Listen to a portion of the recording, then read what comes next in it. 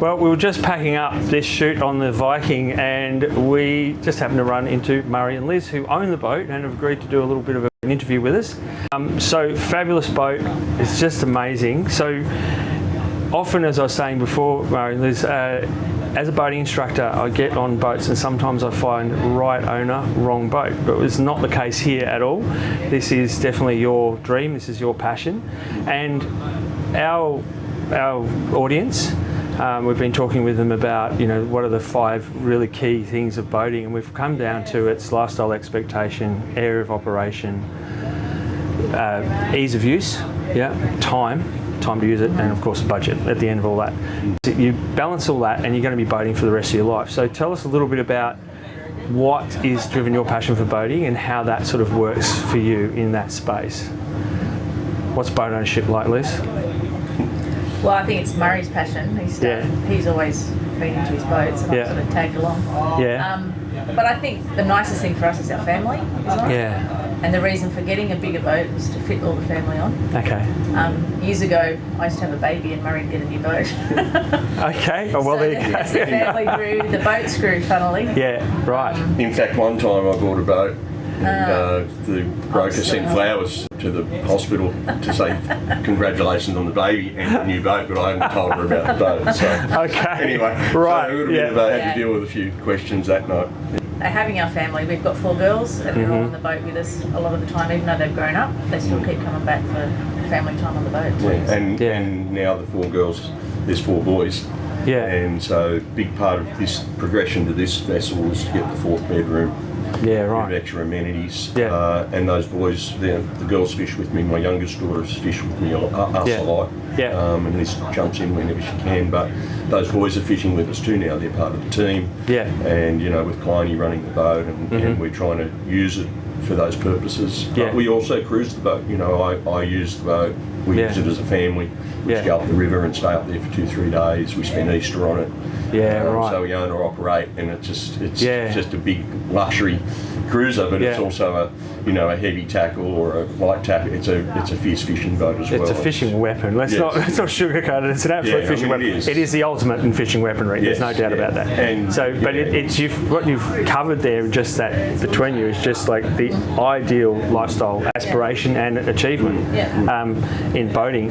So you said owner operator. So you own or operate this boat yourselves quite often and take it out yourselves and that sort of thing. I haven't driven for fishing yet, just because Daniel's been available and it's only been here in the country 3 months. But you want to be in the chair, don't you, mate? Yeah, not all the time. I like sitting on the meds having a drink. Okay, cool. But I ran it up from Sydney last weekend because Daniel was unavailable, so I ran it up with 3 mates. One of them's a captain as well, so he came.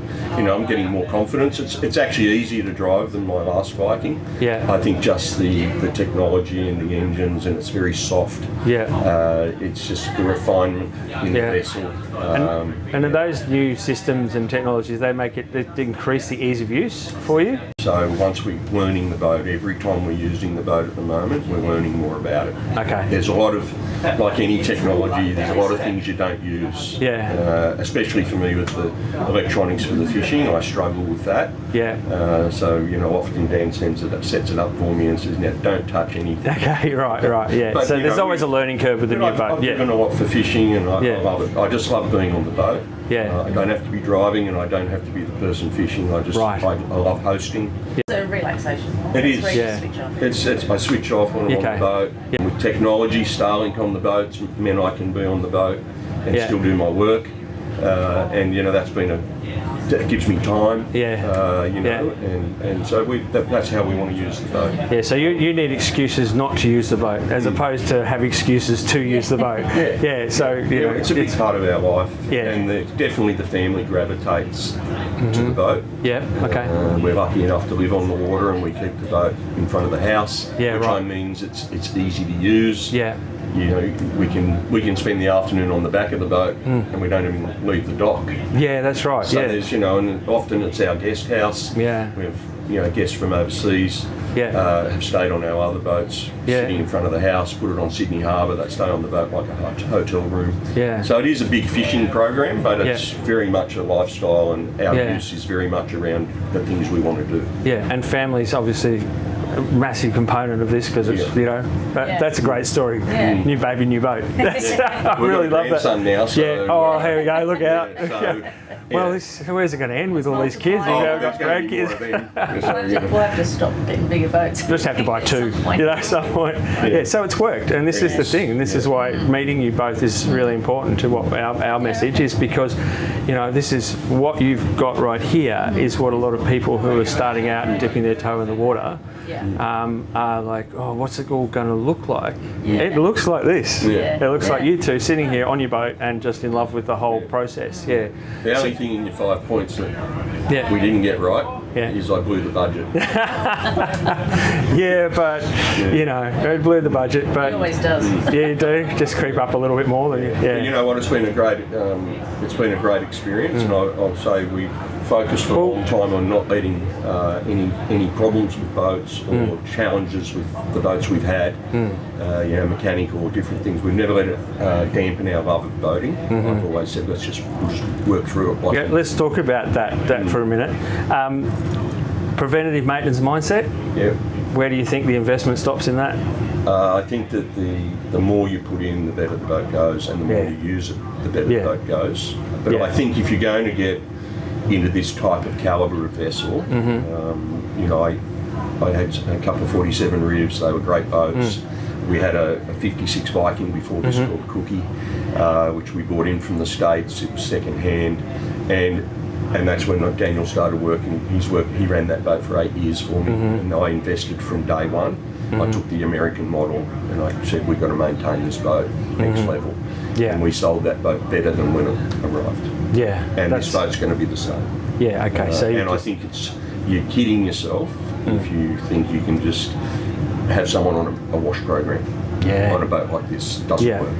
There's too many systems. There's too many systems. But getting the right guy, keeping the log, the hours, you know, I don't have to worry about the 200 hours on the gen sets. Daniel does all that. It's all sorted.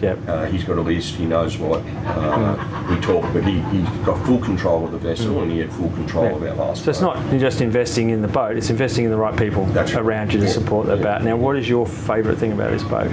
I think it's just we've enjoyed the process of building it and making the decisions on. You know, after having so many boats, you know what you want, what you don't want, and I think it was fun to fit it out inside and the interiors, and that was my job. We've had sort of 2 or 3 overseas trips. So seeing it being built, making friends along the way. We've made some great friends in America. Lifelong friends, really. That it's just come through the boating process. So I think it's just been the overall process and journey and.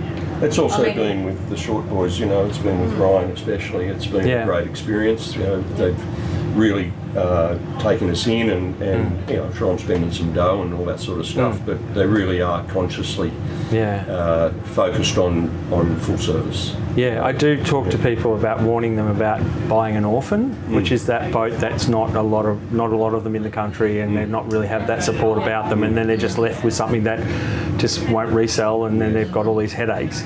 But the whole feeling that I get from Short is that they're inclusive and they've got your back. I think probably for Australia, you know, and having the Viking, don't realise that you're dealing with, you know, one of the biggest boatyards in the world.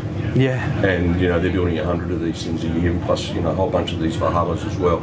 Support from the factory, even with Cookie, which, you know, they were still supporting that product. We actually went to the factory to pick up parts 6 years ago for that boat.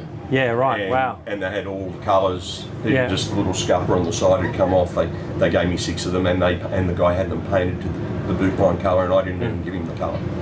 And said, I painted them for you because I didn't want you to have to paint them when you get them home. So I think next level. You can see it just walking around the boat. The quality of finish and finishes, the fixture and finish is just absolutely amazing. And they really did. They've been very generous to us as well. Obviously a customer, and they wanted this boat in Australia as well. This is big for Viking here. But it's, you know, that's what we've had a great time doing it. Yeah, that's right, and it feels safe. You could be forgiven for thinking you're not on a boat standing here because it's so palatial. It's gorgeous. Yeah. No, I really appreciate your time. Thank you so much for giving us your time, and it's great to meet you both. Yeah. And look, we'll see you out there on the water at some stage, I guess, and hopefully we'll touch base again soon. Yeah, good. All right. Cheers, guys. Thank you very much. Happy boating. Bye for now. Cheers.